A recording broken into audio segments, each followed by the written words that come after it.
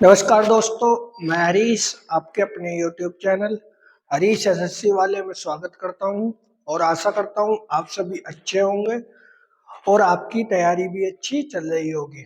तो दोस्तों, आज हमारा एसएससी जीडी का 24वां प्रैक्टिस सेट है। ठीक है, 2021 के कुछ अच्छे क्वेश्चन लेकर आए हैं। अगर आपको क्वेश्चन अच्छे लगे तो वीडियो को लाइक कीजिएगा, चैनल को कीजिएगा सब्सक्राइब। तो चलते हैं पहले क्वेश्चन की तरफ। दूसरी चीज, आज आपने कितना स्कोर किया ये कमेंट जरूर कीजिएगा। तो चलते हैं पहले क्वेश्चन की तरफ। तो पहला क्वेश्चन थोड़ा सिंपल सा क्वेश्चन है, क्योंकि शुरुआती हम आसान से करना चाहते हैं। तो कीजिए पहला क्वेश्चन।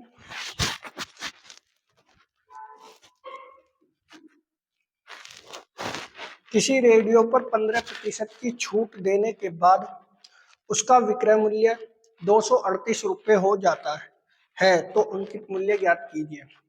तो कैसे कर सकते हैं ऐसे क्वेश्चनों को? तो देखो क्या कह रहा है भैया। पहले सबसे पहले छूट किस पर दी जाती है भैया? अंकित मूल्य पर। ठीक है, अंकित मूल्य मल्टीप्लाई छूट इक्वल टू विक्रय मूल्य। ठीक है, ये हमारा फॉर्मूला है भैया। अब कोई अंकित मूल्य 100 रुपये है,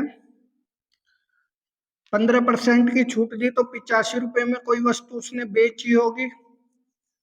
ठीक है, जब वस्तु 85 रुपये में बेची होगी तो 85 की वैल्यू 238 रुपये उसने बताई है। इसे काट लेते हैं भैया, 5 से कटा 17 बार, 5 से कटा 20 बार। ठीक है, 17 से डिवाइड किया, 17 एकम 17, कितने बचे? 6 68, 17 चौका 68। 20 की और 17 की 14 की गुणा कर दूंगा तो कितना आ जाएगा भैया?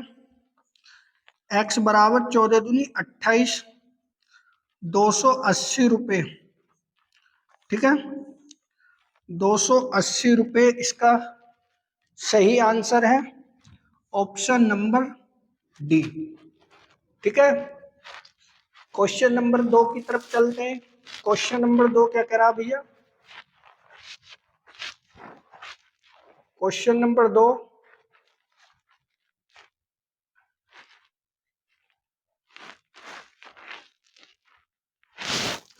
एक थाली में 2 रुपए 50 पैसे, 20 पैसे और 10 पैसे के सिक्के 5:8:4:3 के अनुपात में है। यदि इन सिक्कों की कुल मूल्य 151 रुपये है तो थैले में कुल कितने सिक्के हैं? तो कैसे करेंगे? एसएससी का सबसे अच्छा क्वेश्चन, यानी कि मतलब अगर भाई साहब 54 शिफ्ट हैं तो 30 शिफ्ट में यह क्वेश्चन आने के चांस रहेंगे। इस चीज का विशेष ध्यान रखना। ठीक है, अगर 54 शिफ्ट है तो 30 शिफ्ट में यहां से क्वेश्चन आएगा ही आएगा। कैसे करेंगे? सबसे पहले कितनी बात कर रहा? 2 रुपए। ठीक है, 50 पैसे भैया, 20 पैसे और जी 10 पैसे।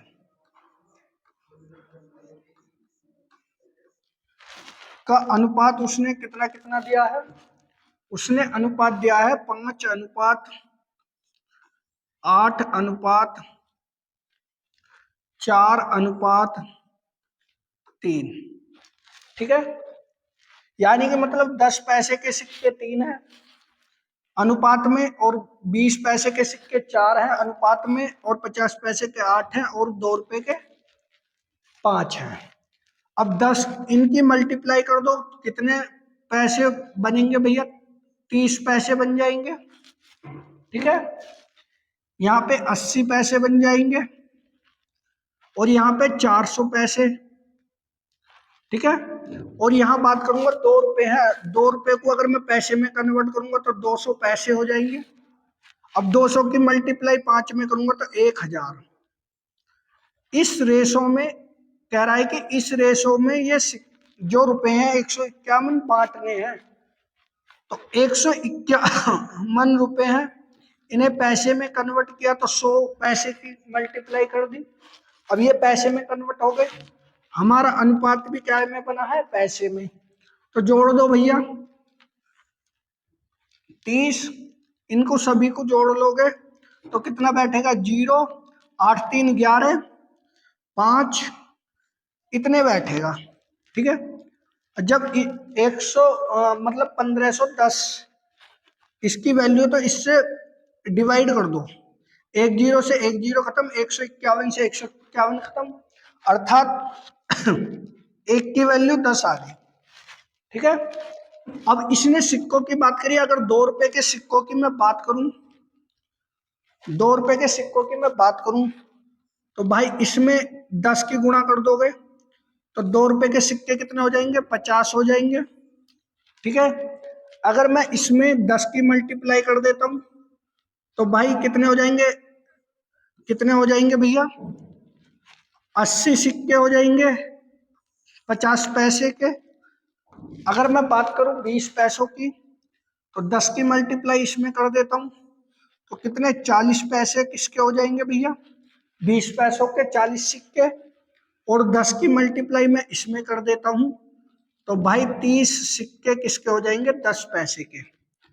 उसने पूछा है कि थैले में कुल कितने सिक्के हैं, जोड़ दो, 8 5 13, 17 और 3 20, टोटल कितने सिक्के आ गए, 20, अर्थात 200 सिक्के आ गए। 200 सिक्के हैं टोटल थैले में। ठीक है, एक तरीका तो ये हो गया। अब एक की वैल्यू 10 आई है, इसने टोटल सिक्के पूछे, 8 5 13, 4 17 और 3 20, 20 की मल्टीप्लाई हम यहां भी कर देते तो कितने आ जाते, 200 सिक्के। ठीक, अगर वो अलग अलग पूछता कि 2 रुपए के कितने सिक्के हैं तो 50 बता देते हम। अगर 50 पैसे के सिक्कों की संख्या पूछता तो 80 बताते हम, और 10 पैसे के सिक्कों की संख्या पूछता तो 40 बताते हम। ठीक है, अगले क्वेश्चन की तरफ चलते हैं भैया। क्वेश्चन नंबर 3,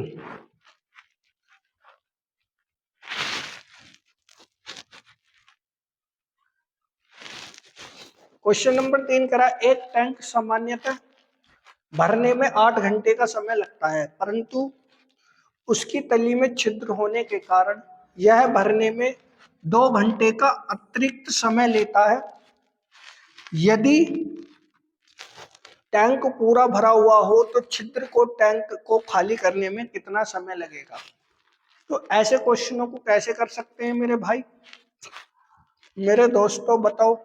तो देखो, ऐसे क्वेश्चनों को करने का एक सिंपल तरीका है। टोटल टैंक ए है तो भाई 8 घंटे लग रही है। ठीक है भाई, अब एक छिद्र हो गया, मैंने छिद्र को बी मान लिया, तो भैया छिद्र किसी ना किसी वेग से पानी को बाहर निकाल रहा होगा। तो उसने कहा है कि 2 घंटे का अतिरिक्त समय लेता है, यानी कि मतलब 8 घंटे तो ए भरने में लेता है, तो 2 घंटे और ले रहा है, यानी कि मतलब टोटल घंटे कितने ले रहा वो, 10 घंटे ले रहा। अब इनकी मैं पहले तो सबसे पहले इनकी क्षमताएं निकाल लेता हूं। इन दोनों का एलसीएम 40 आ जाएगा, 8 से काटा 5 बार, 10 से काटा 4 बार। ठीक है, ठीक है भाई। अब यहां से ए की क्षमता 5 है, बी ए बी की क्षमता 4 है, यानी कि मतलब बी क्या है, छिद्र है। ठीक है, बी क्या है, छिद्र है भैया। अब किसी ना किसी वेग से निकालना है, यानी मतलब ए की क्षमता जब 5 है, बी की क्षमता 4 है, यानी कि मतलब 1 घंटा लीटर या कुछ भी मान लो, 1 घंटे में एक क्षमता हो गई किसकी, बी की जो क्षमता है भैया वो हो गई 1, यानी कि मतलब 1 घंटे में 1 लीटर निकाल सकता, कुछ भी निकाल सकता। तो छिद्र टैंक को खाली करने में कितना समय लगेगा, तो भाई 40 घंटे का समय लेगा, 40 हावर का समय ले लेगा वो। ठीक है, ऑप्शन नंबर डी, क्योंकि बी की क्षमता 1 है, अर्थात छिद्र की क्षमता 1 है, तब जाके पता चला कि टैंक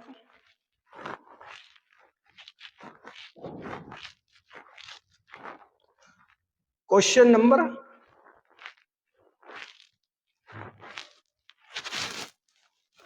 24,000 रुपए पर 15% की दर से 2 वर्ष 4 माह का वार्षिक रूप से संयोजित चक्रवृद्धि ब्याज ज्ञात कीजिए।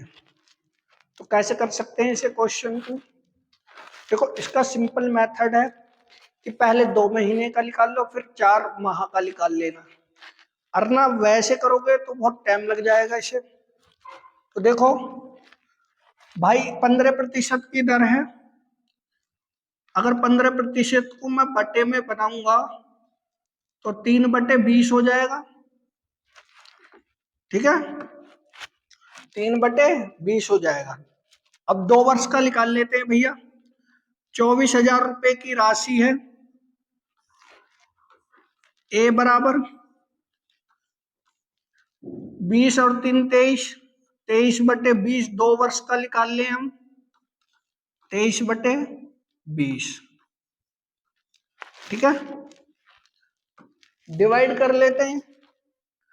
20 से कटा 1 0, 2 से कटेगा भैया 1200 बार।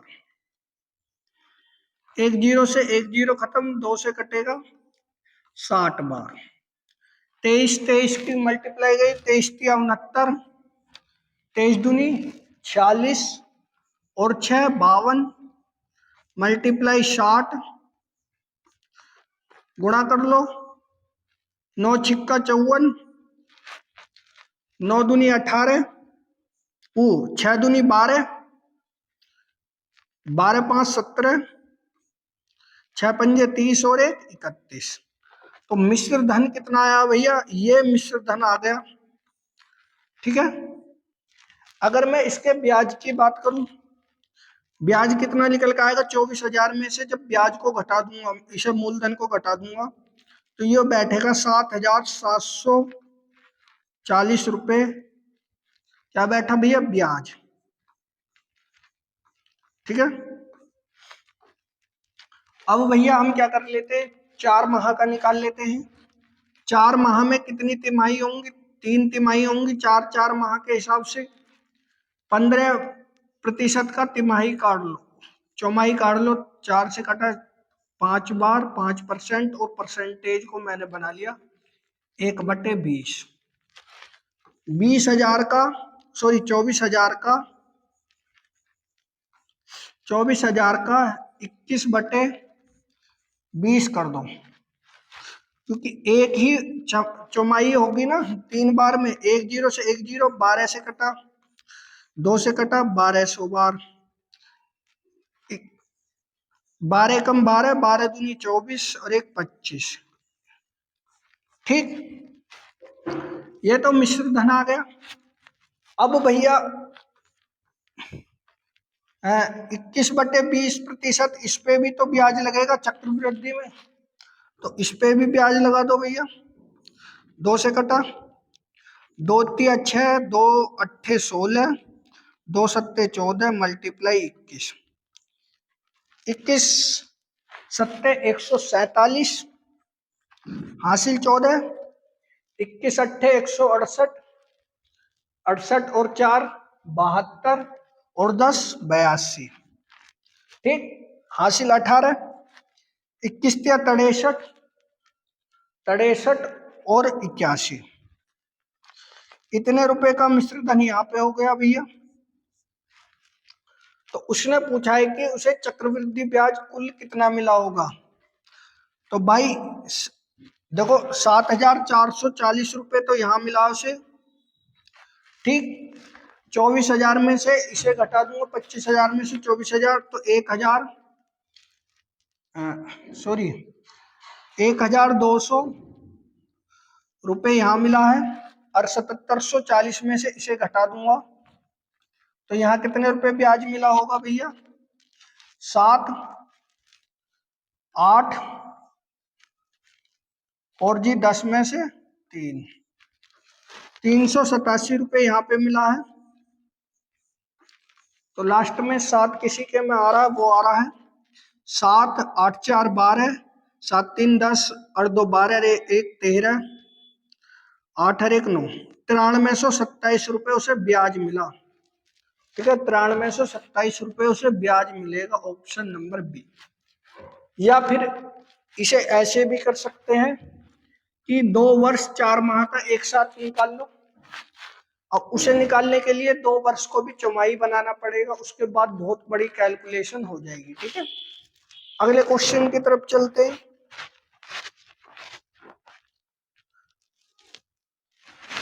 क्वेश्चन नंबर 5, किसी संख्या को जब 8 से विभाजित किया जाता है तो शेषफल 5 बचता है।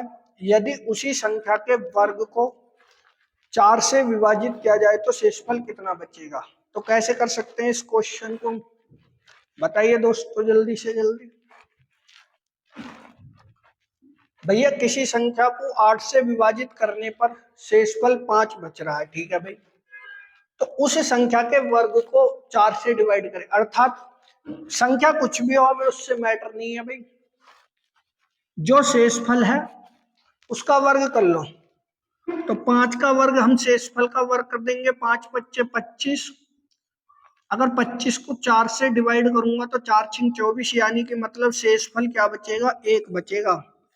ठीक है, शेषफल हमारा क्या बचेगा भैया, 1 बचेगा। इसका सही आंसर ऑप्शन नंबर ए हो जाएगा। ठीक है, संख्या को किसी से भी डिवाइड कर दो, कोई दिक्कत नहीं, जो शेषफल है अगर वर्ग करने के लिए कह रहा हूं उस संख्या का, यानी कि मतलब वो शेषफल तो काउंट होगा ना जब उस संख्या का हम वर्ग करेंगे, तो इससे बढ़िया है कि हम शेषफल का ही वर्ग कर देते हैं यहाँ पे। ठीक है, अगला क्वेश्चन करते हैं भैया। क्वेश्चन नंबर 6, एक सेल फोन को 2400 रुपए में बेचने पर एक दुकानदार को 25% का लाभ होता है। ठीक है भाई, यदि यह दुकानदार सेल फोन को 2040 रुपए में बेचता है तो कितने प्रतिशत लाभ होता है? तो कैसे कर सकते हैं इस क्वेश्चन को मेरे दोस्तों, बता दीजिए जल्दी से जल्दी। देखो कैसे करेंगे इस क्वेश्चन को, 2400 रुपए का सेल फोन है, ठीक है भाई, सॉरी पहले ये बता देता हूं कि फॉर्मूला बना कैसे। अब क्रिया मूल्य मल्टीप्लाई लाभ या हानि इक्वल टू विक्रय मूल्य।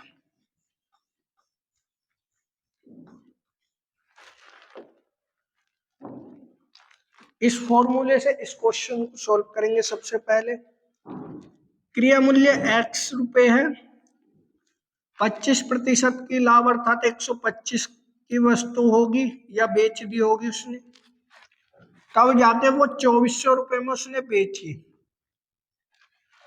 2400 रुपए में बेचने करा, विक्रय मूल्य मतलब बेच दिया, काटा पीटी कर लो भैया, 25 पंजे 25 चौका, 5 से कटा, 5 चौक 20, 5 अट्ठे 40, मल्टीप्लाई कर दो तो x की वैल्यू आ जाएगी 4 अट्ठे 32, 4 चौक 16 और 3 1900 रुपए, 1920 रुपए वस्तु का क्या आ गया, क्रिया मूल्य। ठीक है, यह हमारा क्या है, क्रिया मूल्य। अब उसने कहा है कि 2440 रुपए में बेचने पर उसे कितना लाभ होगा, यानी कि मतलब वस्तु का क्रिया मूल्य इतना है और वो कह रहा है कि 2440 रुपए में बेच दो, 2440 रुपए में बेच दो भैया। ठीक है, 2440 रुपए में वस्तु को बेच दो तो कितने का डिफरेंस आ जाएगा, 120 रुपए का डिफरेंस आएगा, 120 रुपए का डिफरेंस, यानी कि मतलब 120 रुपए का लाभ होगा, किस पर होगा, क्रिया मूल्य पर होगा। 1920 रुपए मल्टीप्लाई 100, एक जीरो से एक जीरो खत्म, ठीक, डिवाइड कर दो भैया, 12 से काटा 12 दहम 12 कम 12, 12 छिन 72।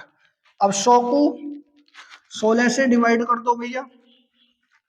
जब 16 से डिवाइड करूंगा, 16 छिक्कम 96, ठीक। बचे कितने, 4 40, 16 दूनी 32, 16 पंजे 80, वो 16 छिक्कम 96, ठीक है। तो ये इसका क्या हो जाएगा, सही आंसर ऑप्शन नंबर बी। उसे 6.25 की लाभ होगा, ठीक है।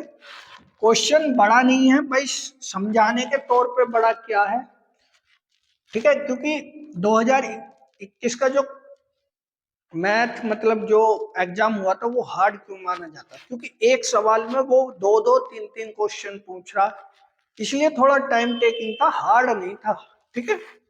अगले क्वेश्चन की तरफ चलते हैं।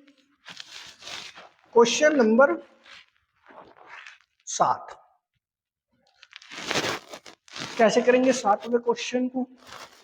बी किसी काम को जितने समय में करता है उसका 1/, समय में ए आधा काम करता है।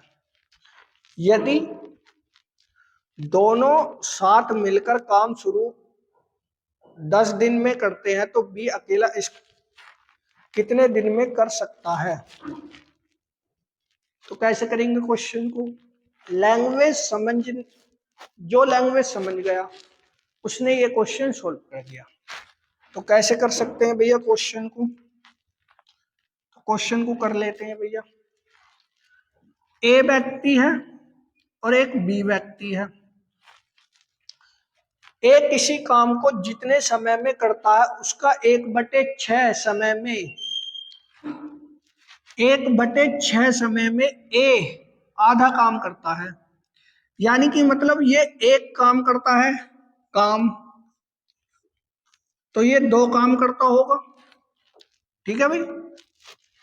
अब 1/, समय में जितने 1/6 समय में ए, यानी कि मतलब अगर ये 6 घंटे में काम करता है तो भाई ये 1 घंटे में काम करता होगा, यही तो कहना चाह रहा है। तो उसने कहा है कि बी अकेला इस काम को कितने दिन में करेगा। अगर दोनों 10 दिन तक काम करते हैं तो इनको रेशो 1, इनका रेशो 3, तो 3:1 का रेशो आ जाएगा भैया, ठीक है। 3:1 का रेशो आ जाएगा। अब काम 10 दिन में करते हैं, ठीक है भाई। तो दोनों की क्षमता कितनी कितनी है, 1 और 2 3, टोटल 4 है। 10 दिन तक वो काम कर रहे हैं तो टोटल काम कितना आ गया, 40। तो उसने कहा है कि बी कितने दिन में कार्य कर सकता है। बी की क्षमता 1 है तो 1 से डिवाइड किया तो 40 डेज में वो कार्य को समाप्त कर लेगा। ऑप्शन नंबर सी, ठीक है भैया। बी किसी काम को जितने समय में करता है उसका 1/6 समय में, 1/6 समय में ए आधा काम करता है। आधा काम करता है भैया, 1/2 काम ये है, समय ये है। ए का समय 6 है तो बी का समय 1 है, इनका रेशो निकाल दिया, आपका क्वेश्चन सोल्व हो गया, ठीक है। अगले क्वेश्चन की तरफ चलते हैं भैया। क्वेश्चन नंबर 8, अच्छा क्वेश्चन है, ट्रिक लगा दो। अगर इस क्वेश्चन में आप ट्रिक लगा सकते हो तो लगा दो भाई। तो कैसे करेंगे इस क्वेश्चन को, 1 का वर्ग प्लस 3 का वर्ग प्लस 5 का वर्ग प्लस 7 का वर्ग डॉट डॉट डॉट 19 का वर्ग।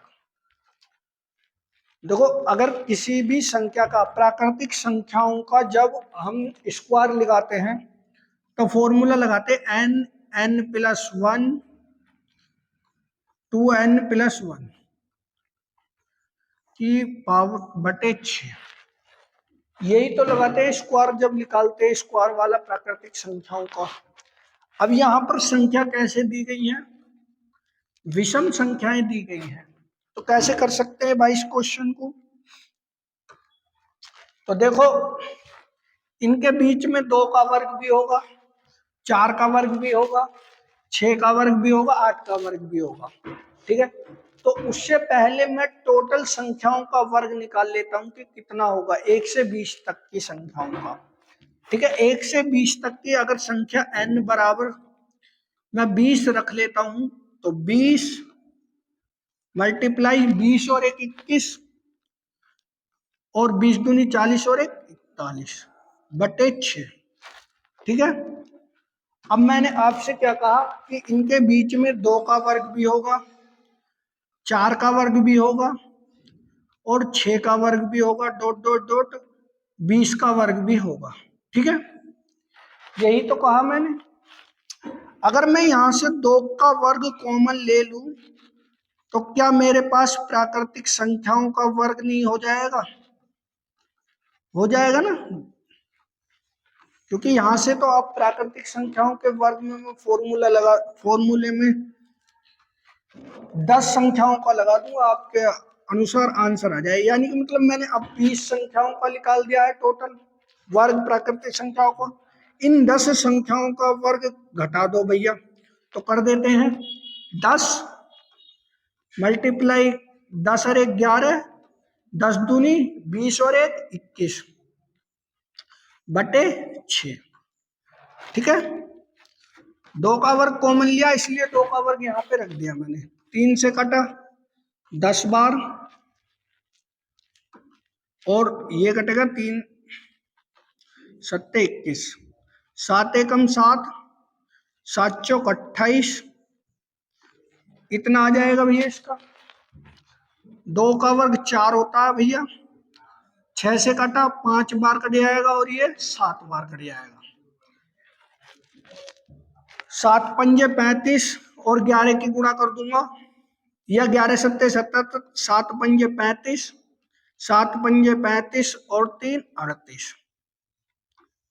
इसको सोल्व करने के बाद ये आ जाएगा। कर लेते हैं आगे सोल्व तो भैया। 2870 माइनस 4 पंजे 20, 4 अट्ठे 32 और 2 34, 4 तिया 12 और 3 15। अब इसे घटा दो इसमें से, तो 0 3 3 1, 1330 इसका बिल्कुल सही आंसर है। ठीक है, 1330 इसका बिल्कुल सही आंसर होगा। एक बार फिर देख लो, ये विषम संख्याओं के वर्गों का योग पूछ रहा है। ठीक है भाई, अगर मैं इनके वर्ग करके करूंगा तो बहुत टाइम लग जाएगा, तो मैंने अपनी तरफ से मान लिया कि इनके बीच सम संख्या भी है। चलो मान लिया सम संख्या है, तो टोटल कितनी संख्या हो जाएंगी? अगली सम संख्या इससे 20 हो जाएगी ना, 20 का वर्ग, तो 20 संख्याएं मैंने टोटल मान ली। ठीक, तो यहाँ पे ये वाला फॉर्मूला लगाया, तो 20 20 एकम 20, 20 और 1 21, 20 दूनी 40 और 1 41 बटे 6। अब ये बताओ, अगर मुझे विषम संख्याओं का योग बताना है तो सीधी सी बात है, इन संख्याओं के बीच में से सम संख्या जो मैंने मानी थी उनका योग घटाना पड़ेगा। ठीक है भाई, घटाते हैं। तो ये हमारी सम संख्या थी इनके बीच, और जब इनके बीच सम संख्या थी तो भैया मैंने 2 का वर्ग इसमें कॉमन है, तो कॉमन ले लिया भैया यहाँ से। तो ये कौन सी संख्याएं बचेंगी? 1 से 10 तक की प्राकृतिक संख्या बची। उन प्राकृतिक संख्याओं का मैंने योग काट लिया। उसके बाद योग काटने के बाद जो प्राकृतिक संख्या हमने सम संख्याएं मानी थी उनका योग इतना आया है, उसे घटा दिया। आपका किसका योग बचा? विषम संख्याओं के वर्गों का योग। ठीक है, अगले क्वेश्चन की तरफ चलते हैं भैया। होगी सेकंड, चलिए। क्वेश्चन नंबर 9, 3 संख्याएं 3 अनुपात 4 अनुपात 5 के अनुपात में है। यदि इनका लैसे 2400 है तो 3 संख्याओं में सबसे छोटी संख्या है। तो कैसे कर सकते हैं इस क्वेश्चन को भैया? 3 संख्याएं हैं, अब मैंने तीनों संख्या A, B और C, ये 3 संख्याएं, इनका अनुपात 3 अनुपात 4 अनुपात 5 है। कर दो भाई, इन्हें सॉल्व कर लो। लैसे दे रखा है इनका 2400। अगर मैं इनका लैसे निकालूं तो 3 चौक 12 पंजे 60, 60 इनका लैसे आ जाएगा भैया। तो 60 से डिवाइड किया, 6 चौक 24, 40 आ गई। तो सबसे छोटी संख्या क्या होगी? पहली में 40 की मल्टीप्लाई करूंगा, 4×12 120 हो जाएगी भैया। 40 में मल्टीप्लाई करूंगा 16 160 आ जाएगी। और 40 में इसकी मल्टीप्लाई करूंगा तो 200 आ जाएगी। तो सबसे बड़ी संख्या क्या हो जाएगी भैया मेरी? सबसे बड़ी संख्या ये हो जाएगी, सबसे छोटी संख्या ये हो जाएगी। तो पूछा क्या उसने? सबसे छोटी संख्या। तो सबसे छोटी संख्या मेरी कितनी है? 120। ठीक है, 120 मेरी सबसे छोटी संख्या है। अगले क्वेश्चन की तरफ चलते हैं। क्वेश्चन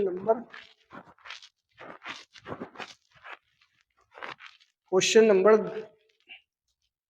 10। कैसे कर सकते हैं क्वेश्चन नंबर 10 को?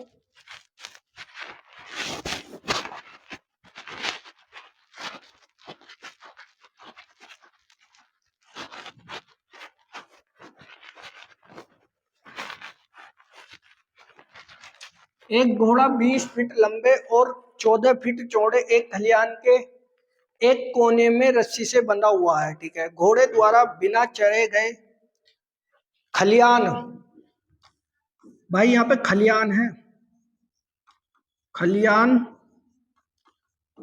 का क्षेत्रफल ज्ञात कीजिए। यदि रस्सी की लंबाई 14 फीट हो, रस्सी की लंबाई 14 फीट हो, तो कैसे कर सकते हैं क्वेश्चन को? देखो,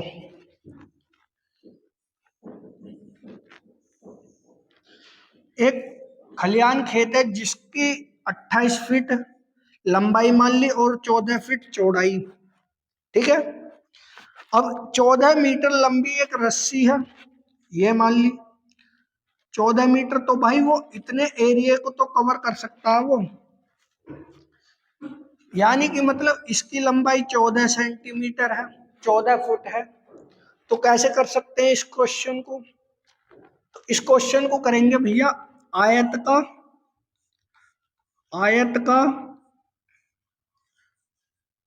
क्षेत्रफल माइनस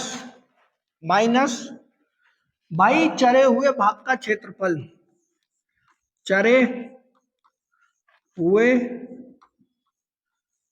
भाग का क्षेत्रफल। अब एक चीज बताओ मुझे, इस क्वेश्चन में आयत का क्षेत्रफल तो लंबाई गुणा चौड़ाई होता है भैया। ठीक है भाई, अब ये जो भाग है ये इस टाइप से है भैया। पूरा कोण 360 का होता है, यानी कि मतलब 90 डिग्री का ये कोण चरा उसने 360 में, अर्थात कौन सा भाग चरा है? 1/4 वा भाग चरा है। तो 1/4 मल्टीप्लाई पाई आर स्क्वायर, गोल वृत्त। ठीक है, चौथाई भाग ही तो चरा उसने, टोटल भाग थोड़ी ना चरा है, 1/4 भाग चरा है। लंबाई 28 फीट है और चौड़ाई 14 फीट है। पाई की वैल्यू 22/7 और आर की वैल्यू 14 फीट लंबी रस्सी है, तो 14 मल्टीप्लाई 14। तो भाई 7 से डिवाइड कर देता हूं, 7 दूनी 14, 2 से कटा 7 बार। ठीक है, मल्टीप्लाई कर लो, 14 अट्ठे 112, 14 दूनी 28, 392 इसका मल्टीप्लाई आगा। 22 की और 7 की गुणा करी, 7 दूनी 14, 7 दूनी 14 और 1 15। भाई इन दोनों का घटाव कितना आ जाएगा भैया? 8। यहाँ 8 में से 3 और 2 में से इतना, फिट स्क्वायर। इसका क्षेत्रफल का जो चरा हुआ भाग, बिना चरा हुआ भाग है, वो इतना है 238 स्क्वायर फीट। ठीक है, ये क्वेश्चन पता कहाँ का है? ये 10th क्लास का क्वेश्चन है। ठीक है, 10th क्लास का ये क्वेश्चन है, क्योंकि मैं 10th वाले बच्चों को मैथ पढ़ाता हूँ, तो ये वही का क्वेश्चन है जो यहाँ भी आ चुका है। ठीक है, अगले क्वेश्चन की तरफ चलते हैं भैया। क्वेश्चन नंबर 11, गुणनफल इतने इतने इतने इतने का अंतिम अंक क्या होगा? अगर इनका अंतिम अंक पूछ रहा है तो सीधी सी बात है, सारी गुणा क्यों करें हम? इनके अंतिम अंकों की गुणा कर लो। 5 30, 30 का अंतिम अंक 0, 0 की मल्टीप्लाई 2 में करूंगा तो 0, और 0 की मल्टीप्लाई 7 में करूंगा तो 0। यानी कि मतलब अंतिम अंक मेरा क्या आ जाएगा? अंतिम अंक मेरा आया 0, अर्थात इकाई का अंक मेरा कितना आ जाएगा? 0। Option number C. ठीक है, क्वेश्चन नंबर 11 का आसान क्वेश्चन था। क्वेश्चन नंबर 12, एक परीक्षा में 22 परीक्षार्थियों द्वारा प्राप्त औसत अंक 45 है। ठीक है भाई, पहले 10 परीक्षार्थियों के औसत अंक 55 है, तो अंतिम 11 के 40 है, तो 11वें परीक्षार्थी के औसत अंक प्राप्त हैं। तो कैसे कर सकते हैं इस क्वेश्चन को मेरे भाई? तो देखो, इस क्वेश्चन को कैसे कर सकते हैं?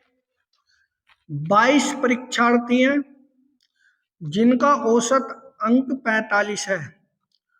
45 दूनी 90, और 45 दूनी 90, और 9 99, अर्थात 990 इनका गुणनफल है।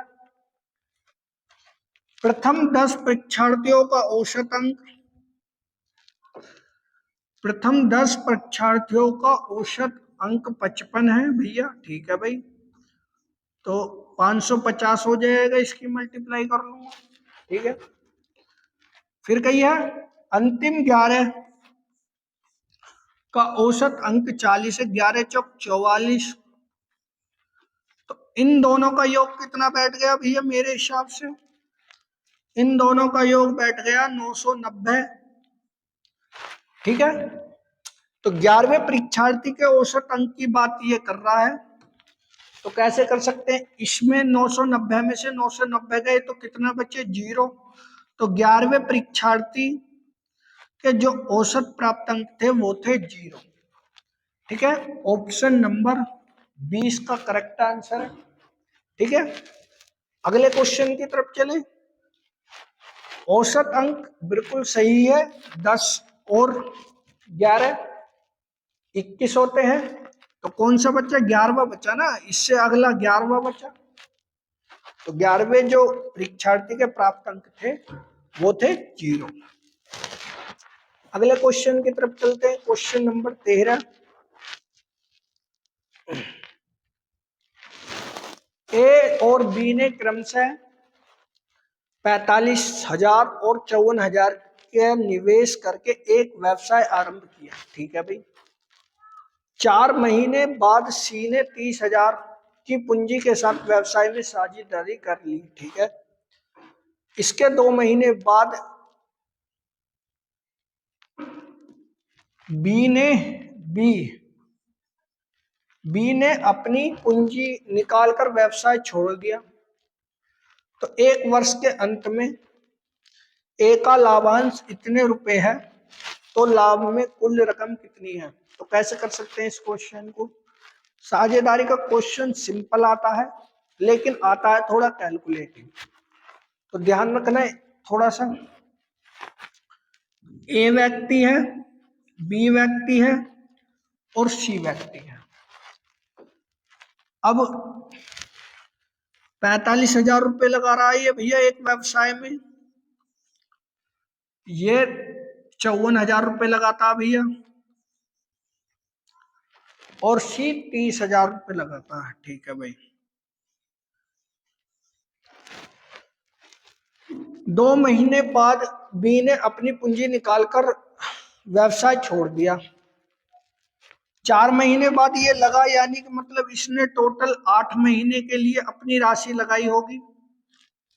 ठीक है, 4 महीने के 2 महीने बाद बी ने अपनी राशि निकाली, यानी कि मतलब उसके 2 महीने बाद, किसके, सी के। तो कुल इसने कितने महीने अपनी राशि लगाई, 6 महीने।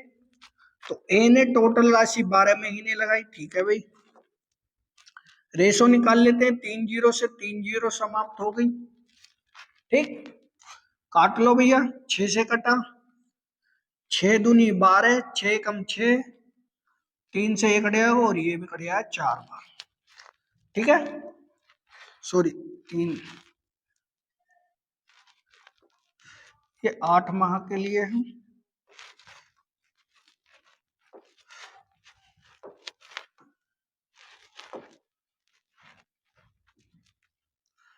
₹30,000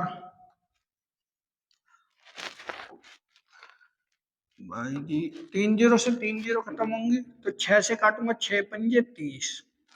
ठीक है, अभी और कट जाएगी क्या, 2 से कट जाएगा, 3 से कट जाएगा, 6 से, 9 पंजे 45, नहीं कटेगा। चलो 45 दूनी 90,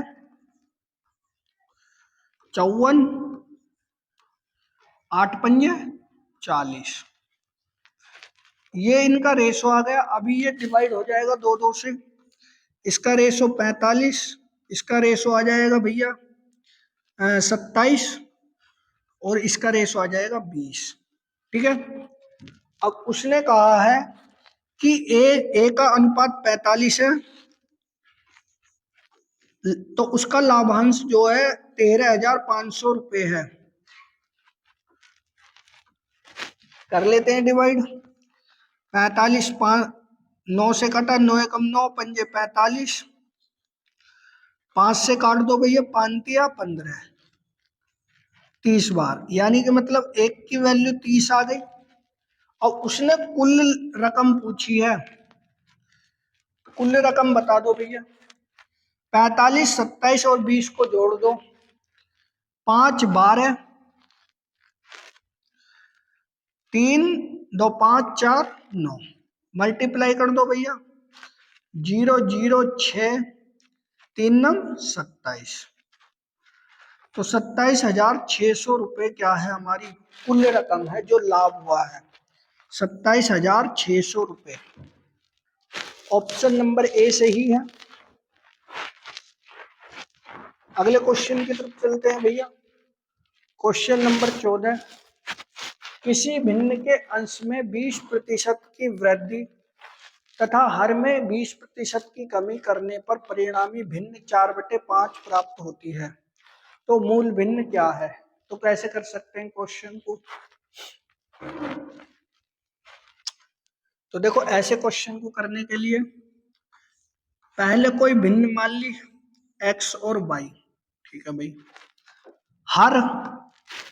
हर में 20% की वृद्धि कर रहा, तो हर ऊपर वाला होता है, तो 20% की वृद्धि कर दी, और अंश में 20% की कमी करता है, तो भैया 4/5 हो जाती है भिन्न।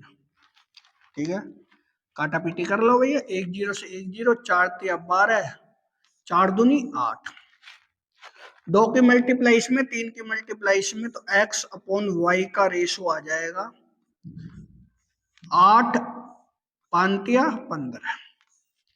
तो हमारी जो भिन्न थी भैया वो 8/15 थी। भिन्न क्या थी, 8/15 थी। सिंपल क्वेश्चन है। ऐसा क्वेश्चन कभी भी पूछा जाए तो डायरेक्ट आप x अपॉन वाई पहले भिन्न मानिए, उसके बाद अगर हर में बढ़ाने के लिए कह रहा तो बढ़ा दीजिए, घटाने के लिए कह रहा तो घटा दीजिए, किसी अंक को जोड़ने के लिए कह रहा तो भी जोड़ दीजिए, ऐसे ही क्वेश्चन सोल्व हो जाएगा।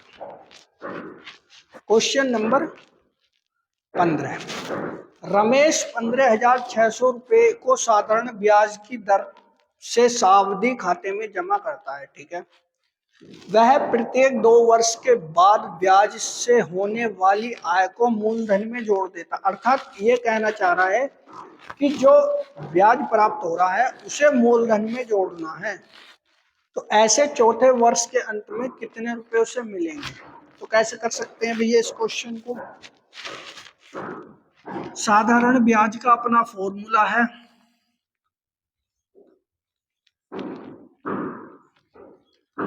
मूलधन गुणा दर गुणा समय बटे 100। ठीक है, 15,600 रुपए की राशि है। ठीक, 10% की दर से 2 वर्ष में कितना ब्याज हो जाएगा देख लेते हैं। अभी साधारण ब्याज कितना हो जाएगा, 2 जीरो से 2 जीरो खत्म, 2 छिक्का 12, 2 पंजे 10 अरे 11, 2 एकम 2 और 1 3, इतने रुपए का ब्याज मिल गया। तो उसने कही है कि वो जो मूलधन में जोड़ दिया जाना चाहिए ये ब्याज। तो भैया मूलधन में इसे जोड़ दो, मूलधन हमारा 15,600 रुपये है। तो कितने रुपए हो जाएगा अब,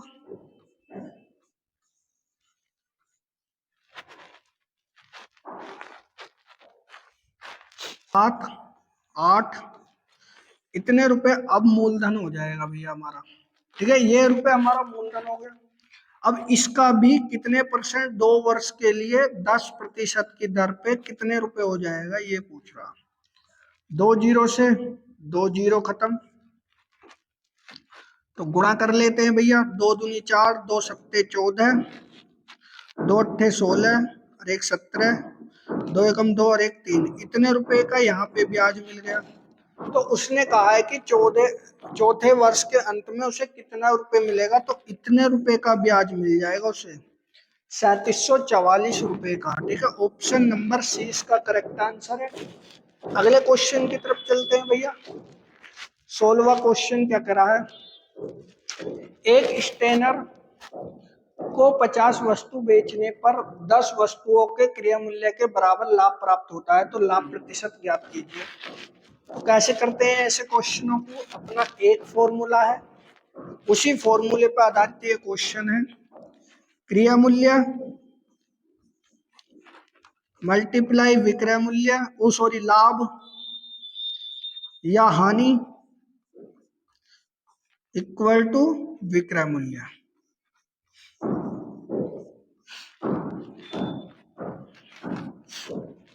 क्रय मूल्य 10 वस्तुओं को बेचने पर मूल्य प्राप्त हो रहा है, 50 वस्तु उसने बेची है, 10 वस्तुओं के क्रय मूल्य के बराबर है। तो लाभ प्रतिशत होगा या हानि प्रतिशत, x मान ली, यानी x बटे 100, कैसे भी मान लो इसे, तो इसी पे आधारित है। तो इसे कैसे करते हैं भैया, देखो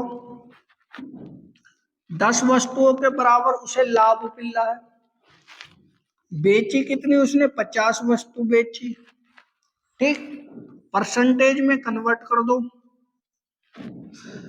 आप कर सकते हैं 1 जीरो से 1 जीरो, 5 से कटा 5 दूनी 10, 20% का उसे क्या हुआ लाभ।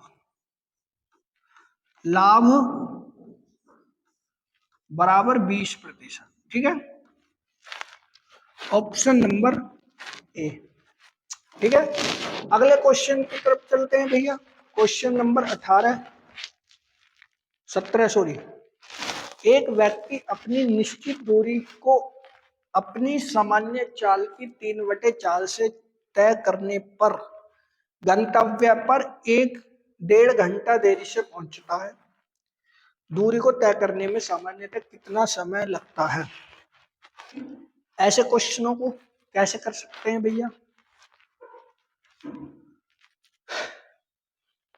तो करते हैं भैया। सबसे पहले देख लेते हैं चाल, सामान्य चाल और घटी चाल। ठीक है, तो भाई सामान्य चाल उसकी 4 है, घट के 3 पे चलता है वो। ठीक है, तो उसे सामान्य चाल में t समय लगता है।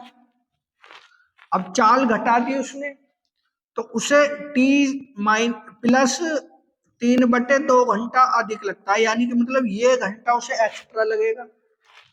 तो भाई इन्हें इक्वल रख लो, 4t बराबर 3t प्लस 3/2। यही बात कहने के लिए कर रहा है ना वो। 4t बराबर 3t प्लस 3 9, 9/2, इसे उठा के इधर ले आया तो 4t में से 3t गए, 9/2, कितना बचा, 1t बचा, 1t बराबर 9/2। तो उसने पूछा है कि उसका सामान्य कितना समय लगता है। तो सामान्य समय ये लगता है, अगर सही बटे में कन्वर्ट करना, 4 दूनी 8, इतने हावर का उसे सही समय लगेगा। Option number A. ठीक है दोस्त, अगले क्वेश्चन की तरफ चलते हैं।